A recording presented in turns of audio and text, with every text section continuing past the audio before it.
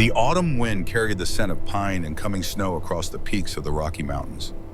On the porch of a weathered cabin perched high on Thunder Peak, old man sat wrapped in a wool blanket, his white hair gleaming silver in the moonlight. Ezra Thornwood was 77 years old, and tonight, for the first time in decades, he would tell the story he had buried deeper than any grave. Beside him sat his grandson Daniel, 19 years old, wearing the crisp new uniform of the United States Army. Tomorrow the boy would board a train heading east, then a ship heading to France, where the Great War was grinding toward its bloody conclusion.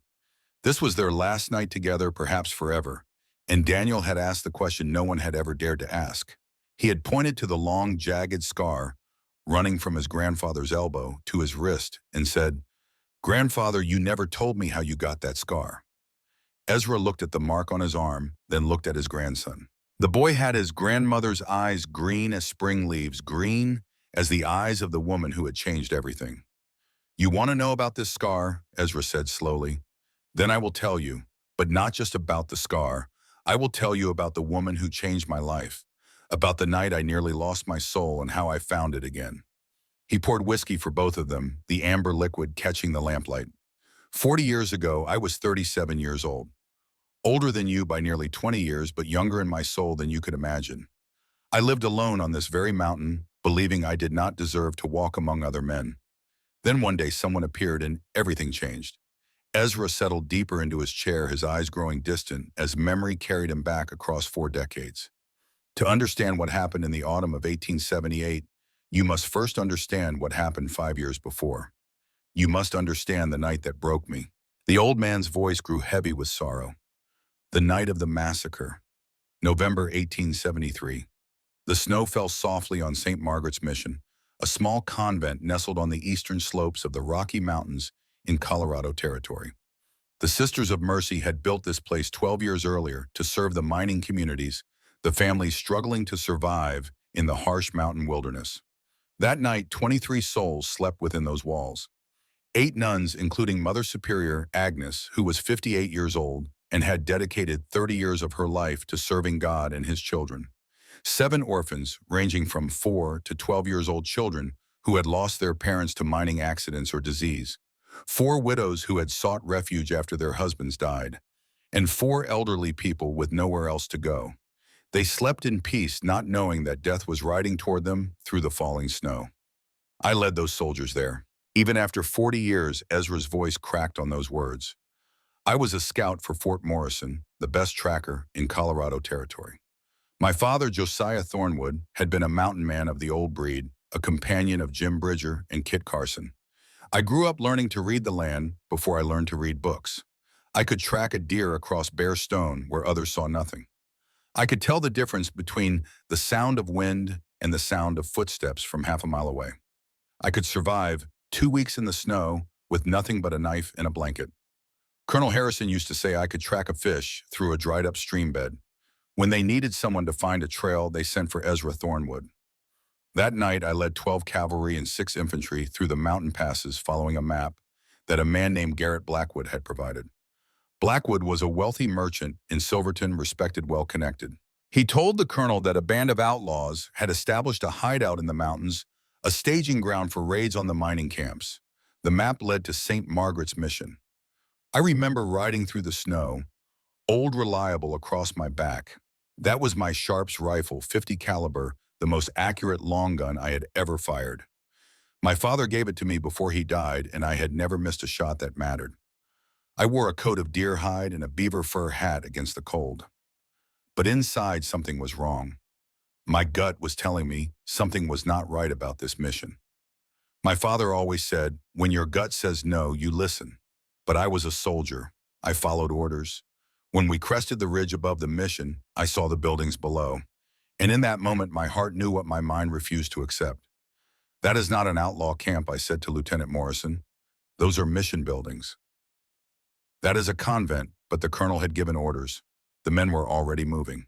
And then someone I never learned who fired the first shot. Chaos erupted, more shots, torches thrown, buildings catching fire. And through it all, the sounds that would haunt me for the rest of my life. Not the sounds of men fighting back. The sounds of women screaming, children crying, prayers being shouted in Latin as flames consumed the chapel. I rode down that hill faster than I had ever ridden, screaming for ceasefire until my throat was raw. But in the darkness, in the confusion, no one heard, or no one wanted to hear. The chapel was fully engulfed when I reached it. The heat hit me like a physical wall, pushing me back. But through the roar of the flames, I heard something that froze my blood. A child crying. I kicked in the door and plunged into hell. Smoke so thick I could not see my hand in front of my face. Flames crawling up the ancient wooden beams like living things. The air so hot, it seared my lungs with every breath. And there in the corner, I saw them. A young woman, perhaps 19 years old, wearing the simple habit of a novice. Brown hair the color of chestnuts. Green eyes bright as emeralds, even through the smoke. She was holding two children, a boy of about 6 and a girl of about 4, shielding them with her own body as a fallen beam pinned them to the floor. She was not screaming. She was not crying. She was praying, her lips moving in Latin, her arms wrapped tight around those children. And when she looked up and saw me standing there, a soldier in the uniform of the men who had attacked, she did not beg for mercy. She did not plead for her life. She just looked at me with those green eyes, the eyes of someone who had already accepted death and kept praying. I did not think, I did not calculate the risks or consider my own safety. I just moved. The beam was massive oak, aged for decades, heavy as sin. I got my shoulder under it and pushed with everything I had. My back was to the flames, and I felt them licking at my coat, burning through the leather to the skin beneath. The pain was extraordinary, but I did not stop. I could not stop. The beam shifted. An inch, then another. I grabbed the young woman by the arm and pulled her free, then shoved her toward the door. "Go," I shouted. "Get them out." But she would not leave the children. She scooped up the little girl, and I grabbed the boy, and together we ran through the flames as the roof began to collapse behind us. We made it outside, just as the chapel fell in on itself, sending a tower of sparks into the night sky. I set the boy down and turned back because I knew there were others still inside other buildings, others I might save. I went back 3 more times. Into the dormitory where I pulled old Martha Hendricks from her bed as flames consumed the room around her. Into the orphanage wing where I searched room after room, calling out, finding no one still alive. The 3rd time I almost did not make it out. A wall collapsed and I felt something strike my head. When I came to, I was lying in the snow 20 feet from the burning building, and one of the soldiers was pouring water on my smoldering coat. 17 people died that night, including Mother Superior Agnes, who was shot while standing in front of the children's dormitory trying to protect them with nothing but her body and her faith. I saved 4 people, the novice whose name I learned was Catherine Wells, the 2 orphans, Thomas and little Mary, and old Martha Hendricks, 4 out of 23. I have carried the weight of those 19 souls every day of my life since. But there is something else I must tell you about that night, Daniel. Something that happened in the moments after I pulled Catherine from the flames. As I laid her down in the snow, as I turned to go back into the fire, she grabbed my hand. Her grip was surprisingly strong for someone so small, someone who had just been moments from death. And she said in a voice raw from smoke, "You are crying." I had not realized it. Tears were streaming down my face, freezing in the cold air. Ezra Thornwood, the hardest man in Colorado Territory, the scout who had faced down grizzly bears and survived blizzards and tracked outlaws through impossible terrain. I was weeping like a child. "Thank you," she whispered, and then she passed out. But just before she lost consciousness, I heard what I said to Lieutenant Morrison. I did not know I was going to say it until the words left my mouth. "Blackwood," I said. "Garrett Blackwood gave us this information. He will answer for this." I did not know then how right I was, and I did not know that Catherine Wells heard those words and remembered them and carried them with her through 5 years of hell. After that night, I could not continue as I had been. I resigned my commission, turned in my uniform, and walked away from everything I had known. I came up here to Thunder Peak. I built this cabin with my own hands using skills my father taught me. I thought that if I went high enough, far enough from other people, I could escape the memories. I was wrong. The first year was the worst. Every night I dreamed of fire. I heard the screaming. I saw the faces of the dead, especially one little girl, 8 years old, whose body I found in the ruins of the orphanage the next morning. She was still clutching a rag doll, and her eyes were open, staring at nothing. I tried to die 3 times that year. Daniel made a sound of shock, but Ezra held up his hand. The first time I put Old Reliable in my mouth and placed my finger on the trigger. I sat like that for an hour arguing with myself. What stopped me was the memory of Catherine's eyes, green and clear, looking at me through the smoke. The memory of her voice saying thank you. If I died, who would remember that I had done one thing right? The second time I stood on the edge of a cliff, 500 feet of nothing below me. One step, and it would be over. But as I stood there, I saw an eagle teaching its young to fly, the mother circling patiently while the fledgling tried again and again. And I thought of Thomas and little Mary, the 2 children I had saved. Were they happy somewhere? Were they alive? I stepped back from the edge. The third time I simply drank. Whiskey I had distilled myself, harsh as lie. I drank until my body shut down, until I lay on this floor for 3 days, vomiting blood, burning with fever, hallucinating conversations with the dead. But my body refused to die. My father used to say the Thornwoods were stubborn as mules, even with the Grim Reaper. He was right. After that third time, I stopped trying to die. But I did not really live either. I existed. I hunted. I trapped. I survived. People in the settlements below started calling me the ghost of Thunder Peak. They would see me once or twice a year when I came down to trade furs for ammunition and salt, and they would whisper about the wild man who lived alone in the high country. 5 years passed like that. 5 years of silence. 5 years of routine. 5 years of trying to bury the memories under work and whiskey. Wake before dawn. Check the trap lines. Return. Chop wood. Repair the cabin. Hunt or fish. Eat alone. Drink alone. Sleep alone. Dream of fire. And then on a September afternoon in 1878, everything changed. I was working on the fence around my trap storage about 200 yards from the cabin. The aspens were turning gold and the air had that clean, sharp smell that means snow is not far away. It was a peaceful afternoon, the kind I had learned to appreciate in my solitude. And then my instincts woke up like a boom, hearing a distant footstep. The birds had stopped singing. The squirrels had vanished. The wind shifted, carrying a scent that did not belong: sweat, blood, exhaustion. Human. I looked up at the eastern ridge and I saw a figure standing there, motionless, silhouetted against the pale autumn sky. My hand moved to the pistol at my hip before my brain had finished processing what my eyes were seeing. I had not had a visitor in 5 years. People did not come to Thunder Peak. People did not find this place unless they were looking for it. The figure began to descend, slow at first, then stumbling each step in obvious effort. By the time the person was halfway down the slope, I could see more details. A woman, wearing black. The black habit of a nun, though it was torn and filthy, the veil ripped away to reveal dark hair matted with dirt and sweat. Her dress was shredded from the knee down, and her legs were covered in scratches and bruises. She moved like someone running on nothing but willpower, every step a small victory against collapse. She reached the fence and grabbed the top rail to steady herself. Her face was gaunt cheekbones standing out sharp under skin weathered by sun and wind. Her lips were cracked and bleeding.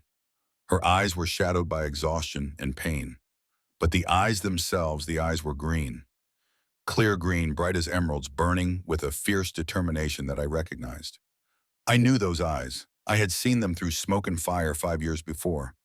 The woman opened her mouth and her voice came out as a ragged whisper. "Do you remember me, cowboy?"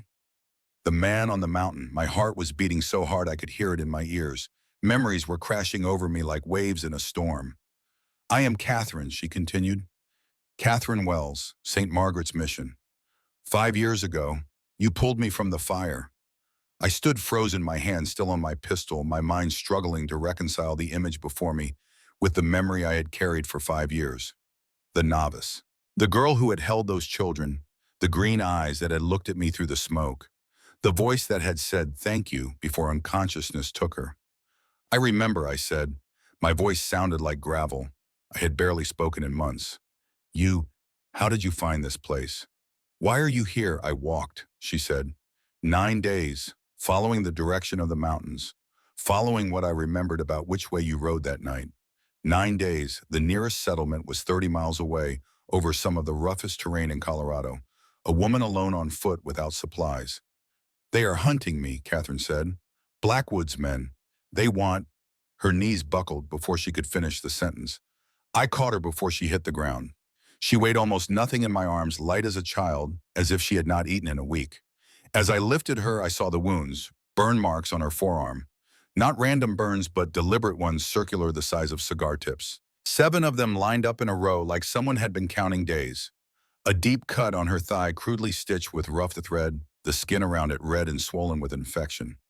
Bruises around her throat in the shape of fingers. Someone had strangled her more than once. And when I shifted her in my arms, her torn habit fell away from her back, and I saw the scars. At least 20 marks where someone had whipped her, some old and white, some fresh and red. Someone had tortured this woman, systematically, for a long time. I carried her into the cabin and laid her on my bed, which I had not shared with another soul in 5 years. The sheets still smelled of smoke and wilderness, but they were clean and they were dry and they were better than whatever hell she had escaped from. I worked through the night. I boiled water and brewed her tea from yarrow root and wild mint medicines my father had taught me to make for fever and exhaustion. I washed her wounds with whiskey and she hissed through her teeth at the sting, but did not cry out. I cleaned the infected cut on her thigh, squeezing out the pus, removing the crude stitches, and sewing it closed again with thread I had boiled for cleanliness. I did not ask questions. I did not speak except to tell her to drink or to warn her before something would hurt. I just worked the way I had been working alone for 5 years, except now my work had a purpose beyond mere survival. She drifted in and out of consciousness, calling out names in her delirium. Mother Agnes, Thomas, Mary.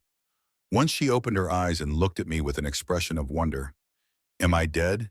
Is this heaven? No, I told her. You are alive. You are safe. She grabbed my hand, then the same way she had grabbed it 5 years before in the snow outside the burning chapel. You are the only one, she whispered. The only one who ever saved me.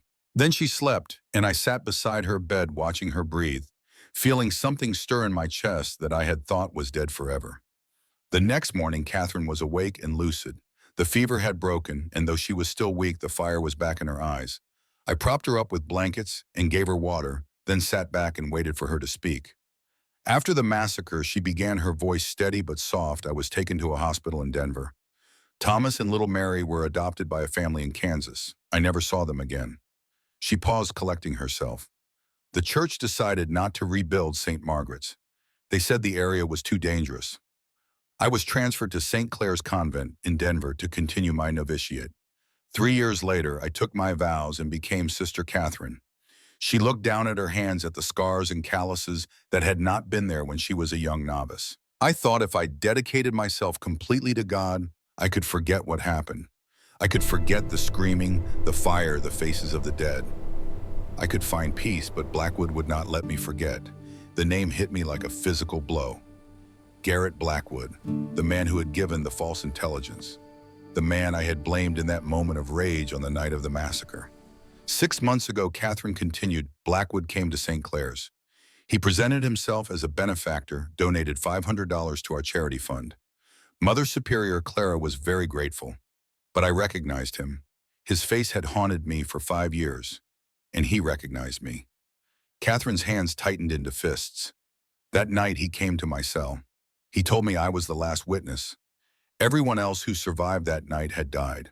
Thomas, little Mary, old Martha, even 4 of the soldiers who were there, all dead in accidents over the past 5 years. I felt the blood drain from my face. Thomas and Mary, the children I had saved. The only thing that had given me hope in my darkest moments, dead. A fire in Kansas, Catherine said quietly. 2 years after the massacre. The whole family died. The official report said it was an accident with a lantern. Blackwood killed them, I said. The words came out flat and dead. He killed everyone who knew the truth. Everyone except me and except you. I stood up and walked to the window, my back to her. My shoulders were shaking, though I do not know if it was with grief or rage. For 5 years, I had lived with the hope that at least some good had come from that terrible night. That Thomas was growing into a fine young man somewhere. That little Mary was happy with a loving family. That my actions had mattered. Now even that hope was ashes. Catherine continued speaking behind me. Blackwood kidnapped me from the convent. He told Mother Superior, Clara, that he was taking me to a new charitable institution he was founding. She believed him. When I tried to tell her the truth, when I said he was a murderer, she thought I had gone mad from trauma. 4 months, Ezra. He kept me in a cellar beneath his house in Silverton. Every week he would come down and ask me questions. What did I remember about that night? Had I told anyone? Did I know where you were? And every time I did not give him what he wanted. She did not need to finish. The burns on her arm, the scars on her back told the story clearly enough. 2 weeks ago I escaped. One of the guards got drunk and forgot to lock my cell. I ran. I did not know where to go, but I remembered the direction you rode that night northwest toward the mountains. I thought if anyone in the world could protect me, it was you. I turned back to face her. How did you know I was still alive? I could have died years ago. I did not know, she admitted. I only hoped. And I prayed. Mother Agnes used to say that God provides for those with faith. I had to believe she was right. Mother Agnes talked about me before she died, yes. I was with her in those last moments after she was shot. She was bleeding, dying, and she took my hand and said, if you ever need help, find the scout. The one who was crying, he has a conscience. That is rare in this world. I turned away again because I did not want her to see the moisture in my eyes. She believed in you, Catherine said, and I believe in her. We sat in silence for a long moment. Then Catherine reached into the remains of her habit and pulled out a small object, a leather-bound notebook worn and stained. I took this from Blackwood's study when I escaped, she said. It contains everything. Names of people he has bribed, records of payments to judges and sheriffs, and detailed plans about the night of the massacre. I took the notebook and began to flip through the pages. What I saw made my blood run cold. November 1873. Payment to Colonel Harrison, $200 for cooperation. Lieutenant Morrison, $50. False intelligence report prepared. Target St. Margaret's mission. Objective, clear the land for mining claim.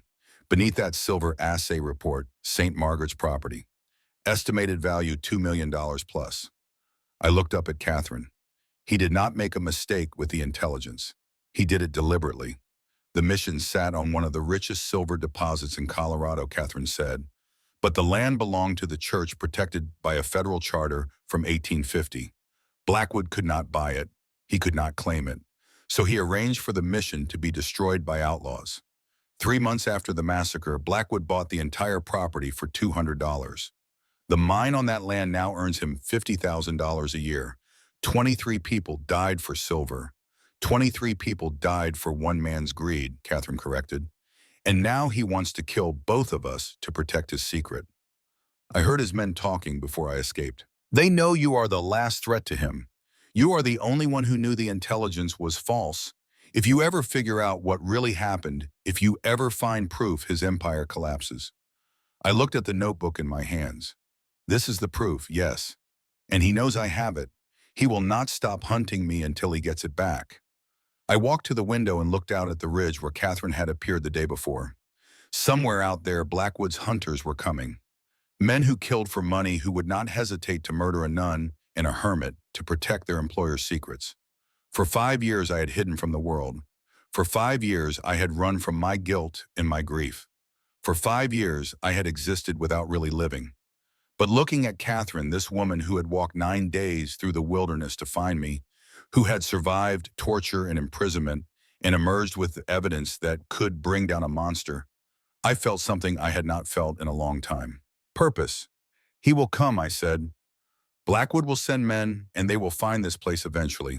No one can hide forever. I know, Catherine said. I did not come here expecting to survive. I came because you were the only person who ever chose to save me. If I have to die, I wanted it to be in a place I chose with someone I chose. I turned to face her. You are not going to die. No one dies under Visokro. That is a promise. She smiled, then the first real smile I had seen on her face. It transformed her, making her look younger, softer, despite all the scars and suffering. Mother Agnes was right about you, she said. You are a good man. I am not. I replied, but I am trying to be. That night I slept on the porch giving Catherine the bed. It was cold, but I had slept in worse conditions, and she needed to feel safe. She needed to know that I would not take advantage of her vulnerability.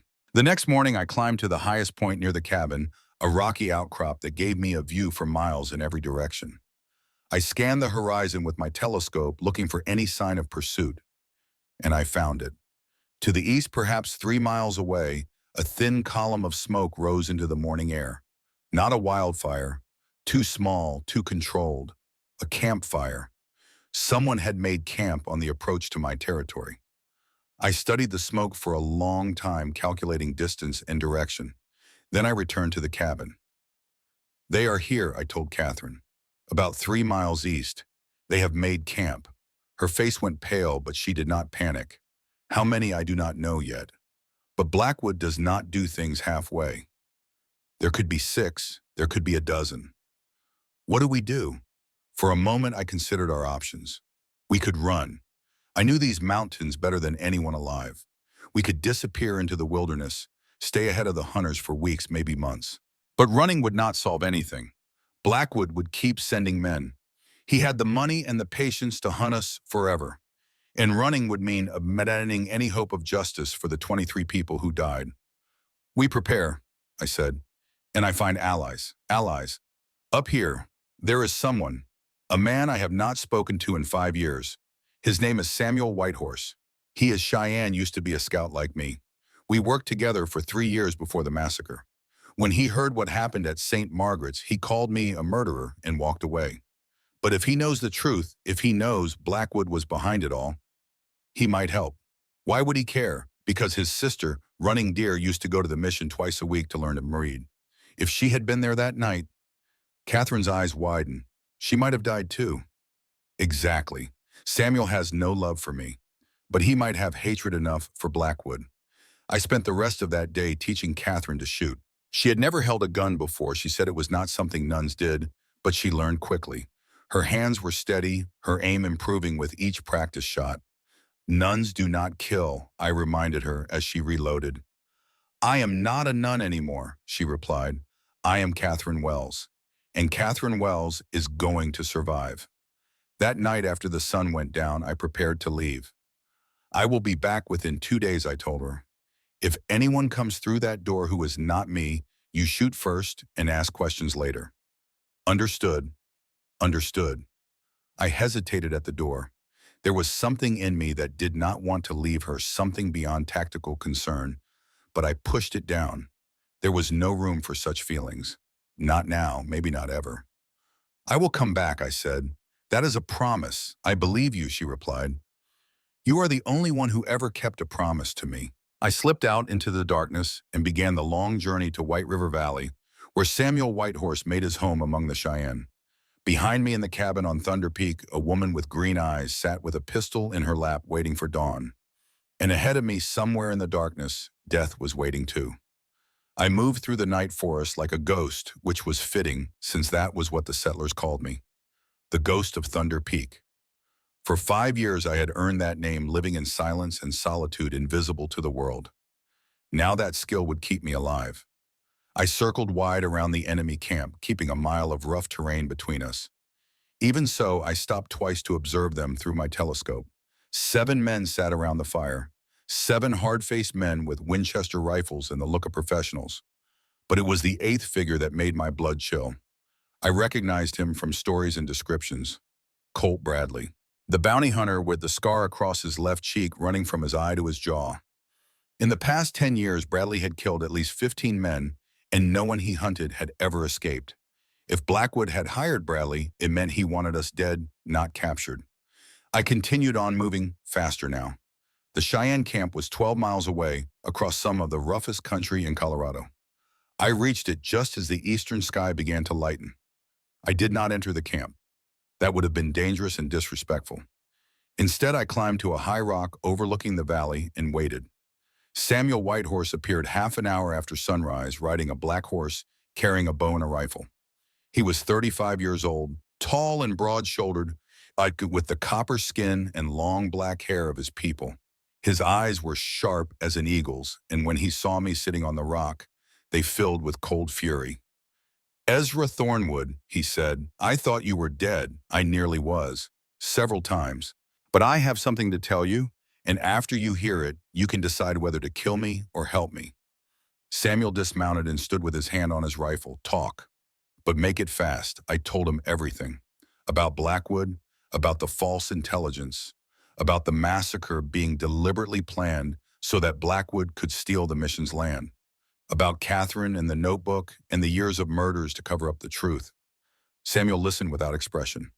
But when I mentioned his sister running deer, when I said that she had been at the mission twice a week and could have died that night if she had been there at the wrong time, his hand tightened on his rifle until his knuckles went white. When I finished, he was silent for a long moment. I have hated you for 5 years, he finally said. Every night I prayed that you would die in pain. I know, but there is something you do not know. Samuel's voice dropped. Colonel Finch, the commanding officer that night, he did not die in a riding accident 2 years later. I found him 3 years ago wandering in the forest half-starved and completely mad. He has no memory, cannot speak. We took him in because he was no longer a threat. Finch is alive. We call him Lost Walker. He lives in our village, cared for by our women. If there was a way to make him remember, he could testify, I said. He received direct orders from Blackwood. If his memory returns, he becomes a witness. Samuel nodded slowly. I understand now why you came. You want my help. I need your help. Catherine and I are outnumbered. Blackwood has sent Colt Bradley and at least 7 men, probably more coming. We cannot win alone. And what makes you think I will help the man I have cursed for 5 years? Because this is not about me, I said. This is about the 23 people who died. This is about your sister, who could have been one of them. This is about Blackwood, who has been stealing and killing with impunity while everyone else suffers. And this is about justice. Samuel stared at me for a long time. Then he said, Blackwood has done more than harm the mission. He stole our land, too. The Thunder Creek mine sits on ground that belonged to our people for generations. When we protested, he burned 3 of our lodges and killed 2 of our elders. I did not know. You lived on your mountain hiding from the world. Of course you did not know, but we remember.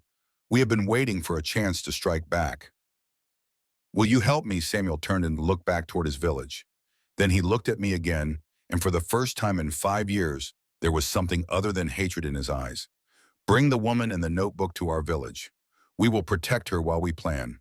And I will gather warriors, not just Cheyenne, but Arapaho too. Blackwood has made many enemies. It is time those enemies united. He mounted his horse and paused. I will not forget what happened that night, Thornwood, but I can see now that you were a tool, not the hand that wielded it. The true enemy is Blackwood, and if you help us destroy him, perhaps I can find a way to forgive. He rode away toward the village, and I began the long journey back to Thunder Peak. But even as I walked, even as hope began to kindle in my chest, I knew that the hardest part was still ahead. Because somewhere out there, Colt Bradley was waiting, and the sun was rising on a day that would be written in blood. I returned to the cabin to find Catherine alive and unharmed, but shaken. While I was gone, something had happened. She told me about Jonas Webb, one of Blackwood's men who had appeared on the cabin's porch while I was away. She told me about the confrontation, about the moment she had to choose between her vows and her life. She told me that she had shot him, not killed him, but wounded him in the shoulder and driven him away. I looked at her hands, still trembling slightly, and saw what 5 years of suffering had done to the gentle novice I had pulled from the fire. She was harder now, scarred in ways that went far deeper than skin. The girl who had prayed while flames consumed her world had become a woman who could pull a trigger to save herself. I did not know whether to mourn that transformation or celebrate it. I was a nun, she said quietly. I swore never to harm another living soul. You defended yourself, I replied. That is different. Is it? She looked at me with those green eyes searching for absolution I was not sure I could give. Is it really different? Ezra. I sat down across from her and thought about the question for a long moment. I have killed 47 men in my life, I finally said. Some in war, some as a scout, some in self-defense. Every one of them left a scar on my soul. But I am still here. I am still trying to do what is right. That is all any of us can do. Do you think God forgives us for the things we have to do to survive? I do not know much about God, I admitted. But I know that you survived today, and that means you have a chance to do good tomorrow. That has to count for something. She looked at her hands again, at the calluses and scars that were not there 5 years ago. Mother Agnes used to say that God tests us, she murmured. That suffering shapes us into who we are meant to be. Do you think she was right? I think you have been tested more than most, and I think you are still standing. That takes strength that most people never have to find. Catherine smiled then, a small sad smile. I used to be afraid of everything, she said. Afraid of the dark, afraid of loud noises, afraid of being alone. But after 4 months in Blackwood's cellar, after 9 days walking through the wilderness after today, I do not think I am afraid anymore. What changed? I realized that the worst had already happened. Everything I feared most, I had already survived. There is a strange kind of freedom in that. When you have been through hell, nothing else can touch you the same way. I looked at her, this woman who had endured horrors I could barely imagine, and I felt something shift in my chest. Something I had not felt in 5 years. Something that scared me more than any enemy. That night I told her about Samuel, about the alliance forming, about the plan to gather warriors and make a stand. Tomorrow, I said, we will go to the Cheyenne village. You will be safer there while we prepare. And there is someone I want you to meet. A man named Thomas Finch. Finch, the colonel who commanded that night. Yes, he survived, but he lost his memory. Samuel's people have been caring for him. If anyone can help him remember the truth, it might be you. Catherine was quiet for a moment. Then she nodded. I will try, for Mother Agnes, for all of them. That night, for the first time since Catherine arrived, I did not sleep on the porch. There was no need for that kind of distance anymore. We had moved beyond stranger and survivor, beyond rescuer and rescued. We were allies now, partners in a fight that neither of us had asked for, but neither of us could walk away from. I slept in my chair by the door, my rifle across my knees, watching the darkness outside. And somewhere in that darkness, I knew our enemies were watching too. Daniel's voice cut through the memories, pulling Ezra back to the present. What happened next, grandfather? Did you find the colonel? Did he remember? Ezra looked at his grandson, at the young face that would soon see horrors of its own on the battlefields of France. That, he said, is a story for later. For now, you should know that the fight was just beginning. Blackwood was coming with all his men, and we had days at most to prepare. But Catherine, she was something I had never expected. Stronger than she looked, braver than she knew, and she gave me something I had lost on the night of the massacre. What was that reason to live? The old man fell silent, looking out at the mountains where he had once hidden from the world. The mountains where Catherine Wells had found him, walking out of the wilderness like an answer to a prayer he had forgotten how to speak. Tomorrow you leave for war, Daniel, and you will see things that will try to break you. You will do things that will haunt you. But you must remember what I have told you tonight. What is that, grandfather? That no matter how far you fall, no matter how lost you become, there is always a way back. And sometimes, if you are very lucky, someone will come to find you in your wilderness and lead you home. Daniel nodded slowly, absorbing the words. Tell me the rest, he said. Tell me what happened when you got to the Cheyenne village. Tell me about the fight. Ezra smiled, a rare expression that softened his weathered face. Tomorrow, he said, we have all night and the story is long. For now, just sit with me and watch the stars. The old man and the young soldier sat together in silence, watching the night sky over the mountains of Colorado. Somewhere in the darkness, an owl called. Somewhere in the past, a story waited to be told. And somewhere in France, a war was ending that would change the world. But that night, on the porch of a weathered cabin on Thunder Peak, past and present came together in the quiet communion of two souls, one at the beginning of his journey, one near the end. The story would continue. The next morning came gray and cold, with clouds gathering over the peaks like an army massing for war. Ezra rose before dawn, as he had every day for 5 years, but this morning was different. This morning he was not alone. Catherine was already awake, sitting by the window with the pistol in her lap, watching the tree line. She had not slept much, he could tell. The shadows under her eyes were darker than yesterday, but the fire in those green depths burned just as bright. We should move soon, Ezra said. The longer we stay here, the more time they have to surround us. I know, Catherine stood, tucking the pistol into the belt of the deerskin trousers Running Deer had given her. She no longer looked like a nun. The black habit was packed away in a small bundle, a relic of a life that seemed impossibly distant now. She looked like what she had become, a survivor. They left the cabin as the first pale light crept over the eastern ridge. Ezra carried Old Reliable on his back, his Bowie knife at his hip, and a pack with supplies for 3 days. Catherine carried the notebook in a pouch against her skin, where it would be safe no matter what happened. The journey to White River Valley took most of the day. Ezra led them on a winding path through the roughest terrain, up cliff faces and down ravines through thickets so dense they had to crawl on hands and knees. It was brutal travel, but it left no trail that even the best tracker could follow. By late afternoon, they reached the ridge overlooking the Cheyenne village. The old man's voice echoed in Daniel's mind as the story continued, painting pictures of a world that existed before automobiles, before telephones, before the great machines of war that Daniel would soon face in France. The village was beautiful, Daniel. 30 lodges arranged in a great circle, with smoke rising from each one like prayers ascending to heaven. The White River curved through the valley like a silver ribbon, and the mountains stood guard on three sides. It was a place of peace, but that peace was about to be shattered. Samuel Whitehorse met them at the edge of the village. His expression was unreadable as he looked at Catherine, studying her with those sharp eagle eyes. "This is the woman," he asked Ezra. "This is Catherine Wells. She survived the massacre, survived Blackwood's prison, and walked 9 days through the wilderness to find me. She has more courage than most men I have known." Samuel nodded slowly. "Then welcome, Catherine Wells. You are safe here for now." The village was already preparing for what was coming. Women and children were packing supplies, preparing to evacuate to caves deeper in the mountains. Warriors were checking weapons, sharpening knives, stringing bows. There was no panic, only the calm efficiency of people who had faced danger before and would face it again.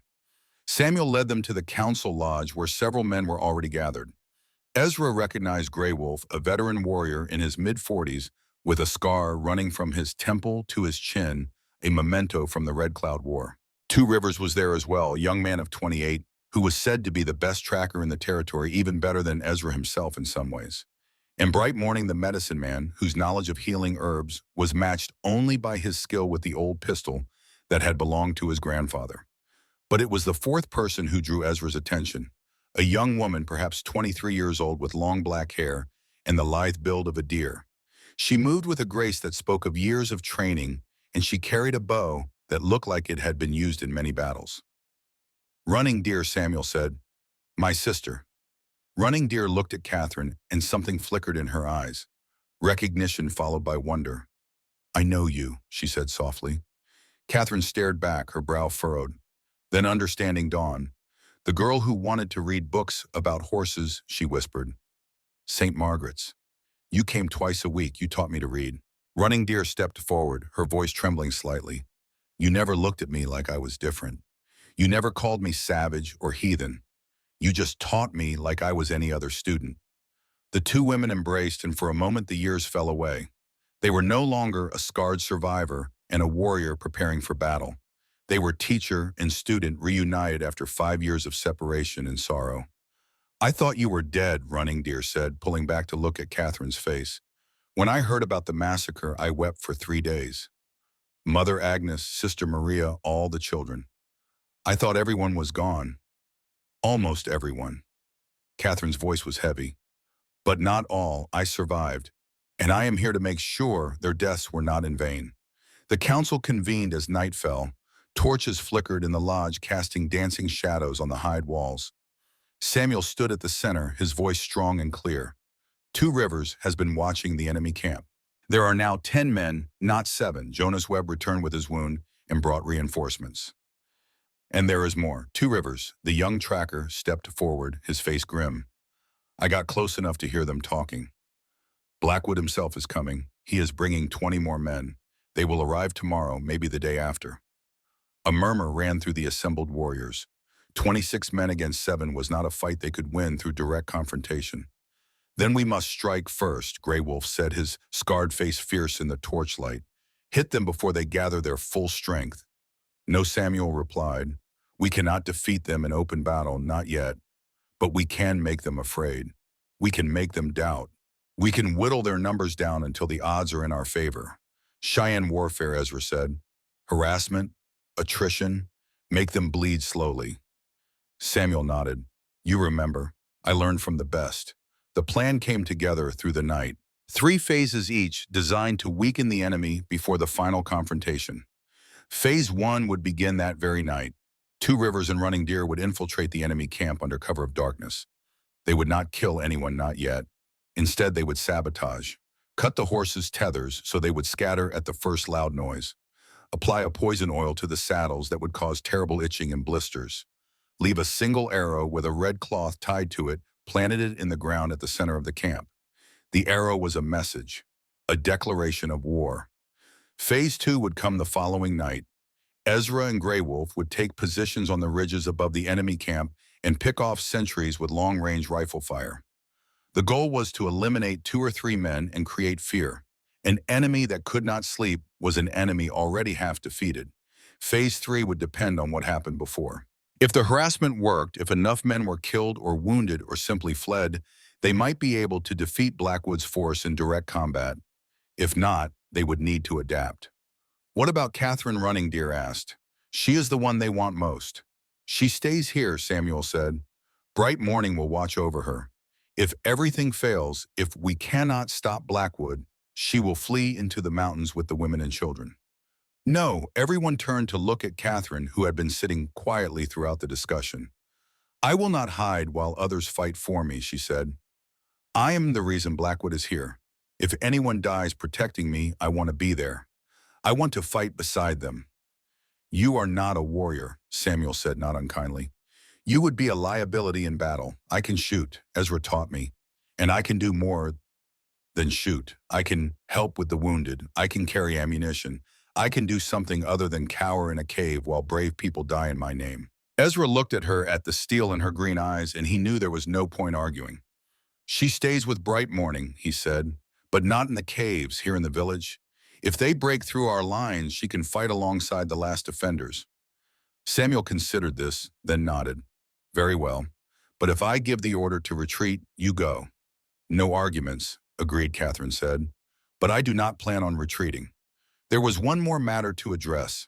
Samuel led Ezra and Catherine to a small lodge at the edge of the village separate from the others. There is someone you should see, he said, someone who might be able to help. Inside the lodge, an old man sat by a small fire staring into the flames.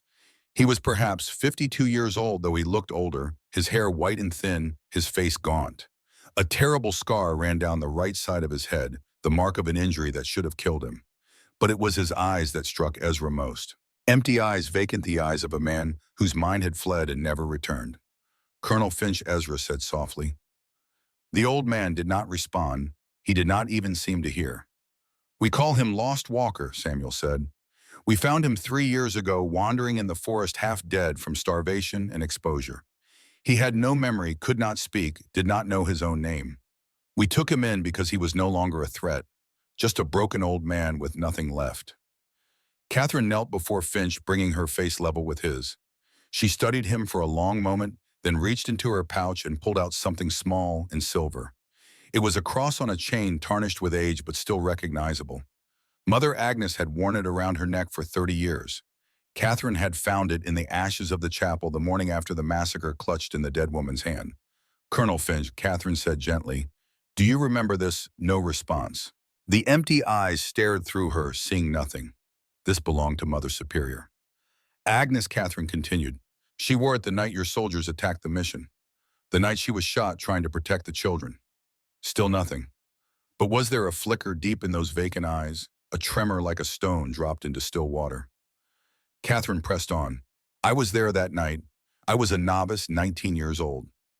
You led the soldiers who destroyed everything I loved, but someone led you. Someone gave you false orders. Someone told you it was an outlaw camp when it was really a convent full of innocent people. She held up the cross, letting the firelight catch the silver. Do you remember, Colonel? Do you remember who gave those orders? The silence stretched on. Ezra was about to suggest they leave, that there was no point in disturbing this broken man further when Finch moved. His hand, trembling like a leaf in a windstorm, reached out toward the cross. His fingers touched the silver and a sound escaped his lips. A word barely audible, the first word he had spoken in 3 years. Agnes, Catherine's breath caught. Yes, Agnes. Mother Superior Agnes. She died that night. Do you remember? Tears began to stream down Finch's weathered cheeks. His lips moved, forming words with terrible effort. I gave the order. Blackwood. Blackwood said, outlaws. Staging ground. But I saw them. What did you see? Women. Finch's voice was a broken whisper. Children, nuns, praying, and I could not stop it.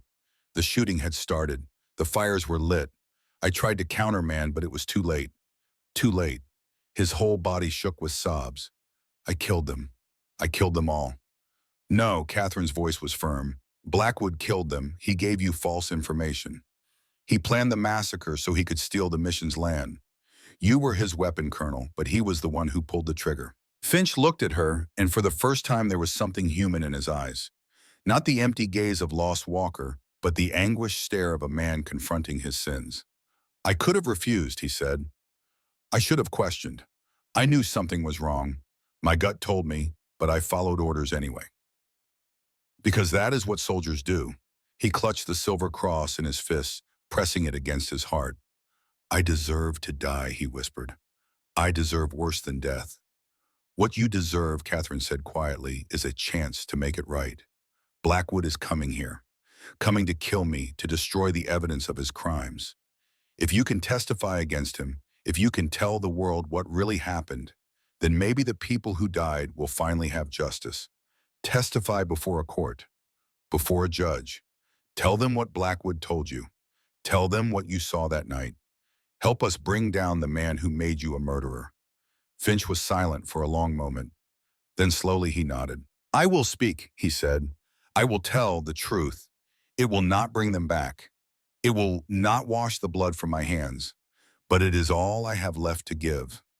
That night, as Catherine and Ezra walked back to the main lodge, she was quiet for a long time. Finally, she spoke. Do you think he will hold together? When the time comes, I do not know. Ezra looked back at the small lodge where Finch sat alone with his memories. But I know what guilt can do to a man. It can destroy you or it can drive you. Finch has been living in the destroying for 3 years.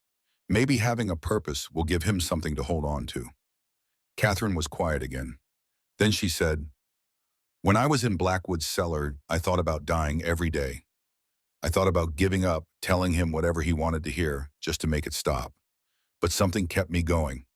What Mother Agnes? The last thing she said to me before she died. She said, do not let them win, child. Do not let evil triumph because good people give up. I held on to those words for 4 months. They were the only thing that kept me alive. Ezra stopped walking. He turned to face Catherine, and in the moonlight, her eyes were like 2 green stars. You are stronger than you know, he said. Stronger than any person I have ever met. I do not feel strong. Most days I feel like I am held together with string and prayers. That is what strength is. Ezra's voice was rough with emotion he rarely showed. It is not feeling no fear. It is feeling fear and standing anyway. You walked 9 days through the wilderness to find a man you barely knew. You faced down one of Blackwood's killers with nothing but a pistol and a will to live. You just brought a broken man back from the edge of madness with a silver cross and a few words. That is strength, Catherine. Never doubt it. She looked at him for a long moment. Then she smiled a small, genuine smile that made something in his chest ache. Mother Agnes was right about you, she said. You are a good man, Ezra Thornwood. I am a man trying to be good. There is a difference, is there? He did not answer. He was not sure he knew how. That night was the last peaceful night they would have for a long time. Phase 1 began just after midnight. 2 rivers and running deer slipped out of the village like shadows moving through the darkness toward the enemy camp. They carried no guns, only knives and coils of rope. The mission was simple: sabotage and intimidation. Nothing more. They returned just before dawn, grinning despite their exhaustion. It is done, Running Deer reported. We cut all the tethers on their horses. We coated every saddle with poison oak oil, and we left them a message they will not forget.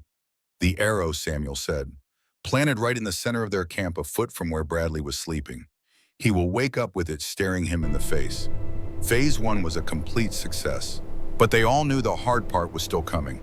The next day was tense. Scouts reported chaos in the enemy camp. Half the horses had scattered, and the men who had saddled up to chase them were now writhing in agony, their legs and backsides covered in blistering rashes. Bradley was reportedly furious, screaming at his men, demanding to know how savages had infiltrated their perimeter without being seen. But he did not retreat. He sent word to Blackwood, that they needed reinforcements faster, that they were facing more than just a lone mountain man and a runaway nun. He knows now, Samuel said at the council meeting that afternoon. He knows we are organized. He will be more careful tonight. Then we must be more careful too, Grey Wolf replied. But we do not stop. The more we hurt them, the weaker they become. Phase 2 began after sunset. Ezra and Grey Wolf climbed to a ridge overlooking the enemy camp, a position that gave them clear lines of fire to the sentries. They had chosen their spots carefully, places where the muzzle flash would be hidden by rock formations, where the sound would echo and confuse. 2 targets, Ezra said quietly. The one by the north fire and the one patrolling the eastern perimeter. We fire simultaneously. They will not know how many of us there are or where we are shooting from. Grey Wolf grunted agreement. He was a man of few words but deadly skills. They waited as the moon rose higher, watching the camp through their rifle sights. The sentries were alert, nervous after the previous night's infiltration. They kept looking over their shoulders, jumping at every sound. Good, Ezra thought. Fear makes men careless. At the appointed signal, an owl's hoot from 2 rivers, hidden further down the ridge, both rifles fired. The 2 sentries dropped without a sound. One fell into the fire he had been guarding, and the flames caught his clothes, sending sparks into the air. The other crumpled against a tree, dead before he hit the ground. The camp erupted in chaos. Men shouted, grabbed weapons, fired blindly into the darkness. But Ezra and Grey Wolf were already gone, slipping back into the night like ghosts. By the time the sun rose, the enemy had lost 2 more men and gained nothing but fear. But the news that arrived with the morning scouts was grim. Blackwood is here, 2 Rivers reported. He arrived an hour before dawn with 22 men. They are making camp half a mile south of Bradley's position. Samuel's jaw tightened. 28 men now against our dozen. The odds are not in our favor. Then we change the odds, Ezra said. We hit them harder tonight. No. Samuel held up his hand. Blackwood is not a fool. He will be expecting more attacks. He will have doubled the sentries, set traps, prepared ambushes. If we go in blind, we will lose people. So what do? We wait. We watch. We learn their patterns. And we prepare for the final battle. The waiting was the hardest part. For 3 days, they observed the enemy camp, mapping patrol routes, counting supplies, identifying weaknesses. Blackwood had brought professional killers, but he had also brought greed and impatience. His men were used to easy money to targets who ran or surrendered. They were not prepared for an enemy who fought back from the shadows. Morale in the enemy camp was low. The itching from the poisoned saddles had spread to a dozen men. Food supplies were running short because no one wanted to venture out to hunt. And every night, strange sounds echoed from the mountains, drums, war cries, the howling of wolves that might or might not be human. Samuel's psychological warfare was working. But Blackwood was growing desperate, and desperate men were dangerous. On the 4th day, a lone rider approached the Cheyenne village under a white flag. It was Webb, his shoulder still bandaged from Catherine's bullet. Blackwood wants to talk, Webb said, his voice nervous. He says if you give him the woman and the notebook, he will leave in peace. No more fighting, no more deaths. Samuel looked at him with cold contempt. And what guarantee do we have that he will keep his word as a gentleman, the word of a man who massacres women and children for silver? Grey Wolf spat on the ground. That word is worth less than horse dung. Webb's face flushed. Look, I do not care what happens to the woman. But Blackwood is not going to stop. He has money, men, connections. You cannot win this fight. Give her up and at least some of you might survive. You may tell Blackwood this. Samuel's voice was ice. The woman is under our protection. The notebook stays with us. If he wants them, he can come and take them. We will be waiting. Webb rode away, and everyone knew what his departure meant. The battle would come tomorrow. That night, the village was quiet. Warriors made their final preparations, sharpening blades, checking weapons, saying prayers. The women and children had already left for the mountain caves, escorted by the elderly and the wounded. Only fighters remained. Catherine found Ezra standing alone at the edge of the village, looking out at the darkness. You should be resting, she said. Tomorrow will be long, I know, but I cannot sleep. Too many thoughts. Catherine came to stand beside him. After a moment, she said, if tomorrow is the end, there is something I want you to know. Ezra turned to look at her. In the moonlight, her face was pale, her eyes luminous. I came here expecting to die, she continued.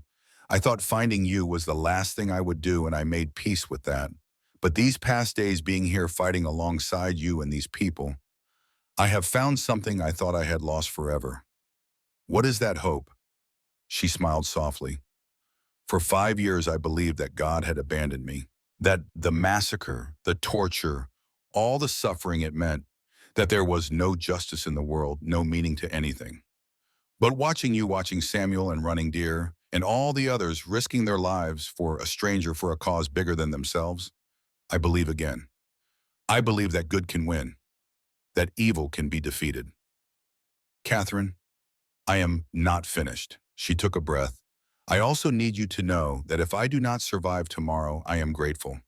For everything, for pulling me from the fire 5 years ago, for opening your door when I appeared on your mountain, for being the man Mother Agnes believed you could be. Ezra was silent for a long moment. Then he reached out and took her hand. It was the first time he had voluntarily touched her since carrying her unconscious body into his cabin. You are going to survive, he said. We both are. That is a promise. You cannot promise that. I can promise to fight for it with everything I have. And I can promise that if anything happens to me, Samuel and his people will get you to safety. The notebook will reach Denver. Blackwood will be brought to justice, even if I am not there to see it. Catherine squeezed his hand. I would rather you be there. So would I. They stood together in the darkness, two people who had been broken by the same tragedy, and somehow found each other on the other side. No more words were needed. Sometimes presence was enough. In the command lodge, Samuel was finalizing the battle plans with his war leaders. They will attack at dawn, he said, pointing to the rough map scratched in the dirt floor. They will expect us to be tired, disorganized, unprepared. We will show them otherwise. The plan was audacious but simple. The Cheyenne and Arapaho warriors, 50 in total, would be positioned in 3 groups. The first, led by Samuel himself, would hold the main approach to the village using the natural terrain to create a defensive position that would force the enemy to funnel into a killing zone. The second, led by Grey Wolf, would be hidden on the flanks ready to strike when the enemy committed to the frontal assault. The third, led by Running Deer, would protect the rear and act as a reserve, reinforcing wherever the line was weakest. Ezra would be positioned on the high ground above the village with Old Reliable. His job was simple: find Blackwood and end him. What about me? Catherine asked. You will be with Bright Morning in the Medicine Lodge. You will help tend the wounded and defend the last line if the others fall. Catherine nodded. She had hoped to be in the fight, but she understood. She was not trained for combat, not really. She would be more useful saving lives than taking them. And Finch, Ezra asked. He insisted on fighting. Samuel's voice held a note of surprise. He says he wants to face Blackwood himself. Wants to look the man in the eye and tell him the truth before one of them dies. Is that wise? Probably not. But I could not deny him. Some debts can only be paid in blood. The night passed slowly, each hour stretching like a year. Some warriors slept knowing they would need their strength. Others kept vigil, watching the darkness for signs of movement. Ezra did not sleep. He sat on a hill overlooking the eastern approach, Old Reliable across his knees, and watched the first gray light of dawn creep over the mountains. Today, one way or another, it would end. He thought about the man he had been 5 years ago, the man who had led soldiers to massacre innocent people because he trusted the wrong information. He thought about the ghost he had become, hiding on his mountain, running from guilt and grief. He thought about Catherine, who had walked through hell to find him and somehow brought him back to life. Whatever happened today, he was not the same man anymore. She had changed him. This fight had changed him. He was ready. The enemy came with the sunrise, a wave of riders cresting the eastern ridge like a dark tide. Blackwood rode at the center on his white horse, his silver hair gleaming in the early light. Beside him was Colt Bradley, rifle in hand, his scarred face twisted into a predator's smile. 26 men against 50 defenders. Better odds than they had expected, but still dangerous. Blackwood's men were professionals killers who had fought in range wars and border conflicts. The Cheyenne and Arapaho were brave, but many of them had never faced this kind of organized assault. Blackwood raised his hand and the column halted just out of rifle range. Thornwood, his voice carried across the valley. I know you are here. Send out the woman and the notebook, and I will let the savages live. This is your only chance. For a moment, there was no response. Then Samuel's voice rang out. You are on Cheyenne land, Blackwood. You are not welcome here. Leave now or face the consequences. Blackwood laughed a harsh, contemptuous sound. Consequences from a bunch of half-naked savages and one washed-up scout. He turned to his men. Kill them all. Leave no one alive. The charge began. The first wave of riders galloped toward the village, firing as they came. Samuel's defenders answered with a volley of rifle fire that dropped 3 men from their saddles. But the enemy kept coming, and the noise was deafening. Guns, roaring horses, screaming men shouting war cries in English and Cheyenne. Ezra sighted down Old Reliable searching for Blackwood. But the man had fallen back behind his charging forces, protected by a ring of bodyguards. Coward, Ezra thought. He would have to wait for his shot. Instead, he targeted Bradley, who was leading the charge with reckless bravery. The bounty hunter was zigzagging on his horse, making himself a difficult target. But Ezra had been shooting since before Bradley was born. He led the target, compensating for speed and distance, and squeezed the trigger. The shot took Bradley in the thigh, spinning him off his horse. He hit the ground hard but rolled to his feet, limping toward cover. Not a killing shot, but enough to take him out of the immediate fight. The first wave crashed against Samuel's defensive line and broke like water on rocks. 6 more of Blackwood's men fell, and the rest pulled back, regrouping for another charge. Grey Wolf chose that moment to strike. His warriors emerged from the flanks, pouring fire into the retreating enemy. 3 more men dropped. The charge became a rout, with riders fleeing back toward Blackwood's position, pursued by arrows and bullets. First blood went to the defenders, but everyone knew the fight was far from over. Blackwood rallied his men for a second assault, this time sending them on foot in a spread formation that made them harder to hit. They advanced slowly, using every rock and tree for cover, trading shots with the defenders. It was brutal, bloody work. For every enemy that fell, a Cheyenne or Arapaho warrior went down too. The medicine lodge filled with wounded men, and Catherine worked alongside Bright Morning, bandaging wounds, stopping bleeding, doing everything she could to keep people alive. One young warrior, barely older than Daniel, was brought in with a bullet in his chest. He looked at Catherine with fear in his eyes, and she held his hand while Bright Morning tried to extract the bullet. "Tell my mother I was brave," the boy whispered. "You will tell her yourself," Catherine said. "You are going to be fine." But she saw Bright Morning shake his head, almost imperceptibly. The wound was too deep. There was nothing they could do. The boy died with Catherine holding his hand, the first person to die in her arms since Mother Agnes. She did not cry. There was no time for tears. More wounded were coming, and they needed her. Outside, the battle raged on. The second assault was beaten back, but barely. Samuel was wounded in the shoulder, still fighting despite the blood soaking his shirt. 2 Rivers had taken an arrow through his arm, but refused to leave the line. The third assault came just before noon, and this time Blackwood himself led it. He charged forward on his white horse, pistol blazing, his silver hair flying in the wind. It was an act of desperate courage, or perhaps desperate madness, but it rallied his men for one final push. Ezra saw his chance. He sighted down Old Reliable, placing the crosshairs directly on Blackwood's chest. But before he could fire, someone else did. Thomas Finch had been waiting in a shallow ravine near the village's eastern edge. As Blackwood rode past, the broken old colonel stood up, a pistol in his shaking hand. Blackwood wheeled his horse, his face contorting in shock as he saw the man he had tried to have killed 3 years ago. "Finch, you are supposed to be dead." "I remember everything," Finch shouted. "I remember what you told me. I remember the laws. I remember the orders to leave no witnesses. You made me a murderer, Blackwood.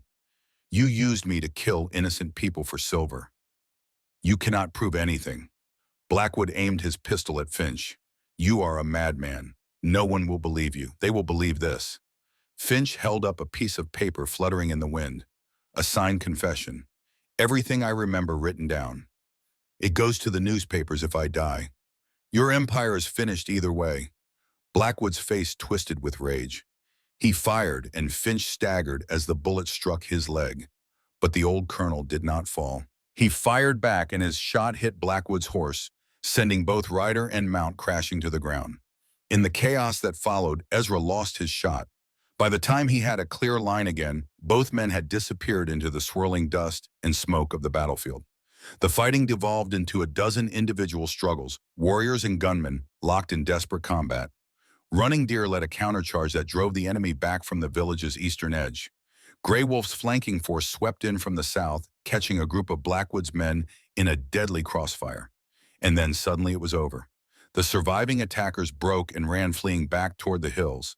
Some threw down their weapons and raised their hands in surrender. Others simply ran, dropping everything in their haste to escape. Blackwood was not among the runners. Ezra found him at the center of the battlefield, on his knees in the dust, Finch's pistol pressed against his head. "Kill me, then," Blackwood snarled. "But it changes nothing. I have connections.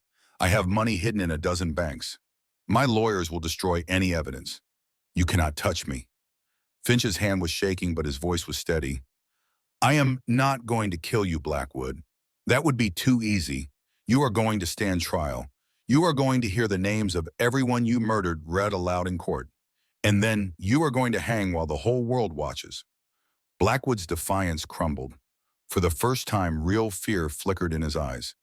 "You cannot do this. I am Garrett Blackwood. I own judges. I own sheriffs." "Not anymore." Ezra stepped forward. Reliable leveled at Blackwood's chest. "Your men are dead or captured. Your notebook is in our hands, and we have a written confession from the man you tried to have killed." He looked at Finch, at the blood soaking the old colonel's trouser leg, at the fierce determination in his eyes. "You did well, Colonel." Finch nodded slowly. "It does not balance the scales, nothing can. But at least the truth will be known." They bound Blackwood's hands and led him away, a fallen king stripped of his army and his arrogance. The battle was over, but the cost had been high. 12 Cheyenne and Arapaho warriors were dead. 20 more were wounded. The village was scarred by fire and blood lodges, destroyed sacred ground, desecrated by violence. But they had won. Against all odds, against a professional force of killers led by one of the richest men in Colorado, they had won. Catherine emerged from the medicine lodge as the sun began to set, her hands still stained with blood from the wounded she had tended. She saw Ezra standing at the edge of the village, looking out at the battlefield, and walked to join him. "Is it over?" she asked. "This part is." He turned to face her, and she saw exhaustion in every line of his body.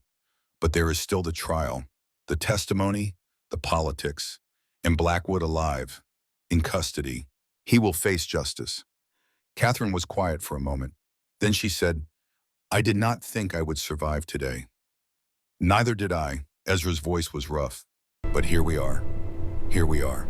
They stood together as the sun set over the mountains, painting the sky in shades of red and gold. Behind them, the wounded were being tended, and the dead were being prepared for burial. Ahead of them lay an uncertain future trial's testimony, the slow machinery of justice grinding toward a conclusion that was not guaranteed. But for this moment, they were alive. They were together. And for the first time in 5 years, Ezra Thornwood allowed himself to believe that maybe, just maybe, things were going to be all right. The old man's voice faded as Daniel listened, captivated by the tale. "That was the second day you told me about grandfather, the day of the battle. What happened after?" Ezra smiled, a distant look in his eyes. "After there was the long road to justice, the trial in Denver, the headlines in newspapers across the country, and something else, something I never expected to find. What was that? A reason to come down from my mountain, Daniel. A reason to live among people again." He looked at the photograph of Catherine that sat on the mantelpiece, a young woman with green eyes and a gentle smile. "Your grandmother," he said softly, "the nun who walked through hell to find me. To be continued tomorrow night," Daniel said. "I need to hear the rest, and you shall. But for now, the story has brought us to midnight, and you have a train to catch in the morning. Rest now, the ending will come." Daniel rose, stretching his young body so full of life and potential. At the door of the cabin, he paused. "Grandfather, did you ever regret it, coming down from the mountain?" Ezra looked at him, at this boy who carried his blood and Catherine's spirit, and shook his head. "Not for one single day," he said. "Some journeys are worth every step, no matter how hard the road.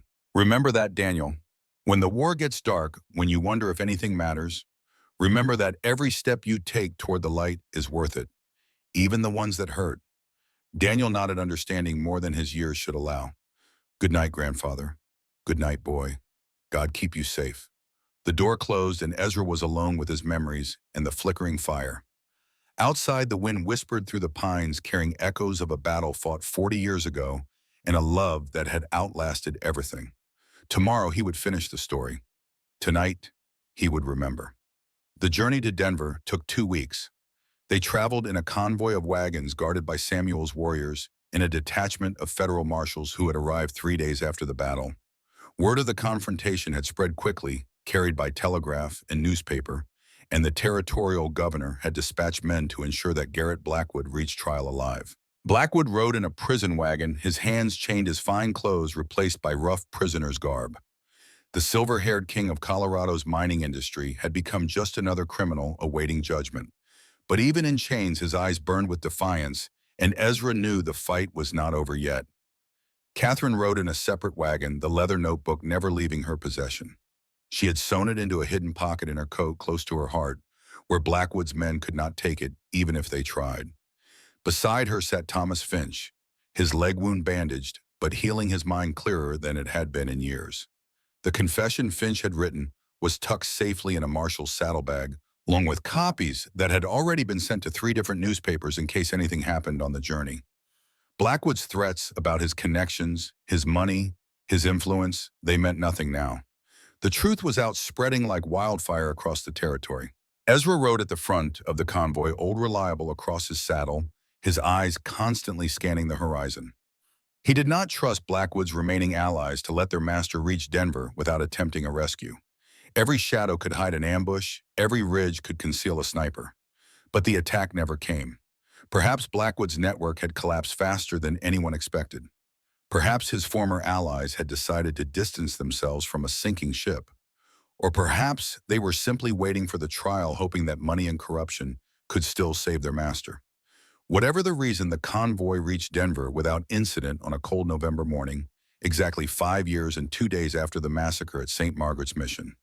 The trial of Garrett Blackwood began on December 15, 1878, in the federal courthouse in Denver.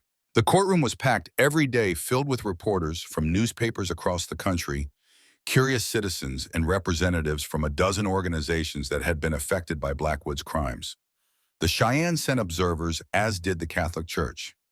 Even the territorial governor attended the opening arguments, his presence a signal that the powers of Colorado were taking this case seriously. Blackwood had hired the best lawyers money could buy, a team of 3 men who had never lost a case in territorial court. They argued that the evidence was circumstantial, that the notebook could have been forged, that Finch's testimony was the ravings of a man whose mind had been destroyed by injury. But the prosecution had something stronger than expensive lawyers. They had the truth. Catherine was the first major witness called. She took the stand on the 3rd day of the trial wearing a simple blue dress that Running Deer had helped her choose, her hair pinned back from her face. She looked nothing like the broken woman who had stumbled down the mountainside 3 months earlier. She looked strong, composed, ready. The prosecutor, a man named William Hartley, who had made his reputation fighting railroad corruption, led her through her testimony with careful precision. She told the court about the night of the massacre, about the flames and the screaming, and the bodies of the people she had loved. She described being pulled from the burning chapel by Ezra Thornwood, a man she had never met but who risked his life to save her. She recounted the years that followed her struggle to find peace in the convent, her belief that the tragedy had been a terrible accident. And then she told them about Blackwood. She described his visit to St. Clair's convent, his false charity, his midnight appearance at her cell door. She described the kidnapping, the 4 months of imprisonment, the systematic torture designed to break her will and extract information. She showed the court her scars, the burn marks on her arms, the faded welts on her back, the marks around her throat where hands had squeezed until she nearly died. When she described her escape, the 9-day journey through the wilderness, the desperate hope that had driven her to find the one man who might help her, several people in the gallery were openly weeping. Blackwood's lawyers tried to discredit her. They suggested she was mentally unstable, traumatized, prone to fantasy. They implied that she had fabricated the notebook herself, that she was seeking revenge for imagined wrongs. Catherine answered every attack with calm dignity. "I am not seeking revenge," she said. "I am seeking justice. For Mother Superior Agnes, who was shot while protecting children. For Sister Maria and Sister Elizabeth and all the others who died that night. For the orphans who never had a chance to grow up. For the families who lost everything because one man wanted silver." She looked directly at Blackwood as she spoke her final words. "I am not afraid of you anymore, Mr. Blackwood. You took everything from me once, My home, my family, my faith in the goodness of the world. But you could not take my soul, and now the world will know what you are. Thomas Finch testified the next day. His appearance caused a sensation. The former Army colonel, believed dead for 3 years, walking into the courtroom on his own 2 feet, his mind restored, his memory intact. He wore his old uniform, cleaned and pressed the medals he had earned in earlier service gleaming on his chest. His testimony was devastating. He described the meeting with Blackwood before the massacre, the false intelligence report, the money that had changed hands. He admitted his own guilt, his failure to question orders that his instincts told him were wrong. He wept when he described what he had seen that night, the horror of realizing too late what they had done. I cannot bring back the people who died, Finch said, his voice cracking. I cannot undo what I did, but I can tell the truth. I can make sure the world knows that Garrett Blackwood planned and paid for the murder of 23 innocent people, including women and children, so that he could steal their land. He pulled out a document and held it up for the court to see. This is a receipt, he said, signed by Blackwood himself, acknowledging payment of $1,000 to me for, and I quote, services rendered in the clearance of the St. Margaret's property. I kept it hidden all these years, not knowing why. Now I know. It was meant for this moment. The receipt was entered into evidence, and Blackwood's lawyers had no answer for it. Ezra testified on the 6th day. He told the court about his role as a scout, about the intelligence he had received, about his growing unease as they approached the mission. He described the moment of realization, the desperate attempt to stop the attack, the horror of seeing innocent people die because of information he had trusted. For 5 years, I believed I was a murderer, he said. I hid from the world because I could not bear the weight of what I had done. But now I know the truth. I was a weapon, and Blackwood was the hand that aimed me. The blood of those 23 people is on his hands, not mine. He looked at the jury, 12 men who held Blackwood's fate in their hands. I am not asking for vengeance, he said. I am asking for justice, for the dead who cannot speak for themselves, for the survivors who have lived with this pain for 5 years, and for the future so that men like Blackwood cannot do this again. The trial lasted 2 weeks. On December 29, 1878, the jury returned its verdict: guilty.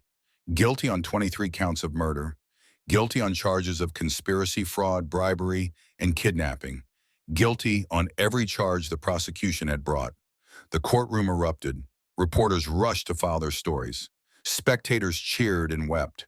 Blackwood sat frozen in his chair, unable to comprehend that his money and power had finally failed him. The judge, a stern man named Harold Morrison, who had presided over some of the territory's most difficult cases, called for order. When the room was finally quiet, he addressed the convicted man. Garrett Blackwood, you have been found guilty of crimes that shock the conscience of this court. You orchestrated the murder of innocent people for personal gain. You corrupted officials sworn to uphold the law. You tortured a woman of God and attempted to murder witnesses to your crimes. The judge's voice hardened. There is only one sentence appropriate for such evil. You will be hanged by the neck until death sentence to be carried out on February 1st, 1879. May God have mercy on your soul, because this court has none to give. The execution took place on a gray winter morning with snow falling softly on the prison yard. Ezra did not attend, neither did Catherine. They had seen enough death, and watching Blackwood die would not bring back the people they had lost. But Samuel was there, along with the gray wolf and running deer, representing the Cheyenne who had suffered under Blackwood's greed. They watched in silence as the trap door opened and justice was finally served. It is done, Samuel said afterward. The spirit of my people can rest easier now. Running Deer nodded, but her eyes were distant. It does not bring back the elders he killed. It does not restore the land he stole. No. Samuel put his hand on his sister's shoulder. But it proves that even the powerful can be held accountable. That is something. Perhaps it is enough. In the weeks that followed, the aftermath of the trial rippled across Colorado and beyond. 3 judges were removed from the bench for accepting bribes from Blackwood. 2 sheriffs were arrested and charged with conspiracy. A dozen businessmen who had profited from Blackwood's crimes found themselves under investigation. Blackwood's assets were seized by the federal government. His mining operations were shut down pending review. The land that had once belonged to St. Margaret's Mission was returned to the Catholic Church, which announced plans to build a memorial on the site. Most importantly, the 23 people who died that night were officially recognized as victims of murder, not casualties of an outlaw raid. Their names were read aloud in the Colorado Territorial Legislature, and a resolution was passed honoring their memory. Catherine attended the memorial service held at the site of the former mission. Snow covered the ground, but the burned foundations were still visible beneath the white scars on the earth that would never fully heal. She knelt in the ruins of the chapel where she had almost died and prayed for the souls of the departed. Mother Agnes, Sister Mariah, Sister Elizabeth, the children whose names she still remembered, whose faces still visited her in dreams. She prayed for them all, and for the first time since the massacre, she felt something like peace. Ezra found her there as the sun was setting, painting the snow in shades of gold and rose. "The church is going to rebuild," he said quietly. "Not a mission this time. A school. For children of all backgrounds, native and settler alike. They are going to name it the Agnes Wells Academy." Catherine smiled through her tears. She would have liked that. Mother Agnes always said that education was the greatest gift we could give. "They have asked if you would help," Ezra continued. "As a teacher, when it opens." Catherine was silent for a long moment, looking at the ruins of the place that had once been her home. Then she shook her head. "No, that part of my life is over. I cannot go back to who I was before." "Then who will you be?" She turned to face him, and in the fading light her green eyes were bright with something new. Not hope exactly, something stronger, something more enduring. "I do not know yet," she said, "but I know I do not want to find out alone." Ezra stood very still, hardly daring to breathe.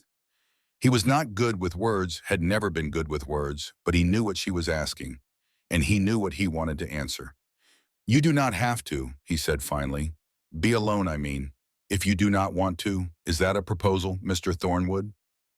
He almost smiled. "I suppose it is, Miss Wells.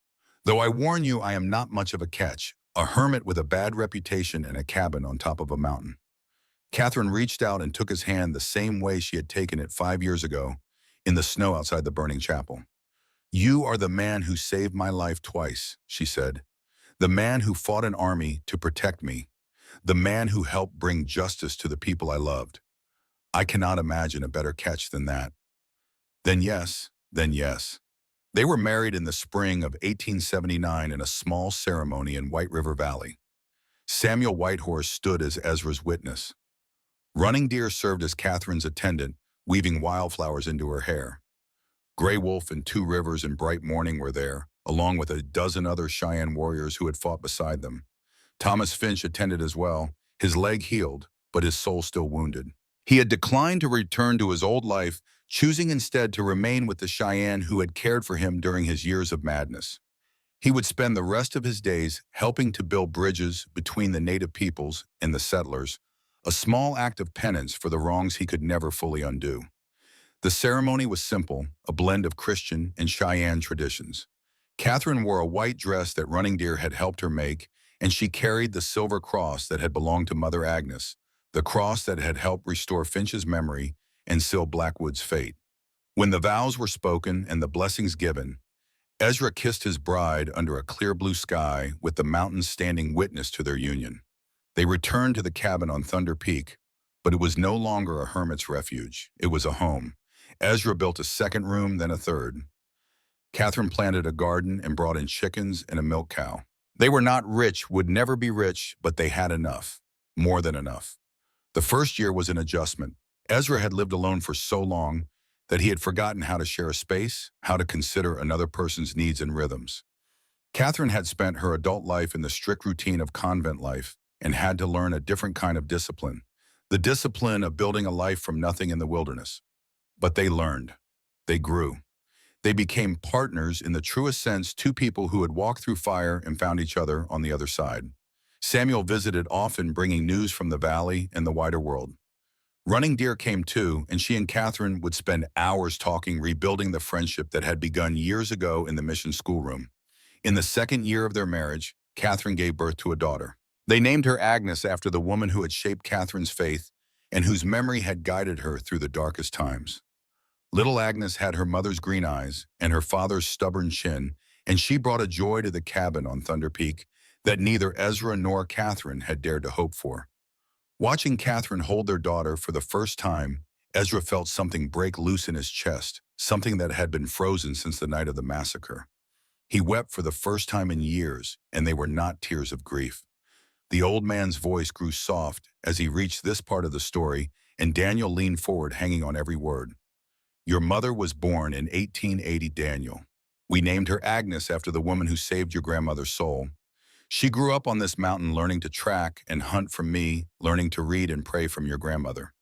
When she was 18, she went to Denver to study nursing, and there she met your father. He paused, looking at the photograph on the mantelpiece. Your grandmother never stopped being a woman of faith. She taught Sunday school in the valley for 20 years, helped establish 3 churches and 2 schools. She ministered to the sick and the dying native and settler alike. She never forgot what Mother Agnes had taught her, that true faith is measured not in prayers but in service. What happened to the others? Daniel asked. Samuel Running Deer, Colonel Finch. Samuel lived to be 72, Ezra said. He became a leader among his people, helped negotiate treaties, fought for their rights until the day he died. Running Deer married a man from the Arapaho tribe and had 6 children. She learned to read English well enough to write letters, and she and your grandmother corresponded until the end. And Finch died in 1885, 6 years after the trial. He never forgave himself for what he had done, never found the peace he was looking for. But he tried. He spent his last years helping the Cheyenne, teaching their children, building schools and hospitals. When he died, they buried him in their sacred ground, an honor they had never given to a white man before. Ezra fell silent, and Daniel sensed that the story was approaching its end. What about you and grandmother? When did she? The old man's eyes glistened, but his voice remained steady. Your grandmother passed in 1915, 3 years ago. She was 61 years old. A fever took her, quick and merciful. She went to sleep one night and simply did not wake up. He touched the photograph gently, his weathered fingers tracing the outline of a face he still saw in his dreams. We had 36 years together, Daniel. 36 years of joy and sorrow, of struggles and triumphs, of building a life from the ashes of tragedy. It was not always easy. There were hard winters when we nearly starved, droughts, when the garden failed, moments when the old darkness threatened to swallow one or both of us. But we faced everything together, and that made all the difference. Do you regret anything, Grandfather? Ezra considered the question for a long moment. I regret that I could not save more people that night. I regret the years I wasted hiding on this mountain, running from my guilt instead of facing it. I regret every moment of pain that Catherine suffered because of Blackwood. He paused. But I do not regret the life we built. I do not regret loving her or being loved by her. And I do not regret standing up to Blackwood, even though it could have gotten us both killed. Some things are worth fighting for, Daniel. Some things are worth dying for. Your grandmother taught me that. The fire had burned low, and outside the cabin, the first gray light of dawn was creeping over the mountains. Daniel would need to leave soon to catch his train, the train that would carry him toward a war that was grinding to its bloody conclusion an ocean away. Grandfather, Daniel said slowly, why did you tell me this story tonight? Why now, after all these years of silence? Ezra looked at his grandson, at the young face that would soon see horrors beyond imagination, and he chose his words carefully. Because you are going to war, Daniel, and war will test you in ways you cannot imagine. You will see death. You will deal death. You will do things that haunt you, and things will be done to you that scar your soul. He reached out and gripped Daniel's shoulder. When that happens, when the darkness closes in, and you wonder if anything matters, I want you to remember this story. Remember that your grandmother walked through hell and emerged with her faith intact. Remember that I spent 5 years as a ghost and found my way back to the living. Remember that even the worst evil can be defeated, and that justice, though slow, does come. His grip tightened. But most of all, remember this. You are never alone. Even when it feels like the whole world has abandoned you, there is always someone who cares, someone who is waiting for you to come home. Your mother is waiting. Your family is waiting. And somewhere, I believe, your grandmother is watching over you. Tears were streaming down Daniel's face, but he did not wipe them away. I will remember, Grandfather. I promise. Good. Ezra released his shoulder and sat back. Now go. Your train will not wait, and you have a long journey ahead. Daniel stood gathering his pack and his rifle. At the door, he paused and looked back at the old man sitting by the dying fire. Grandfather, thank you. For the story. For everything. Ezra nodded, not trusting his voice to speak.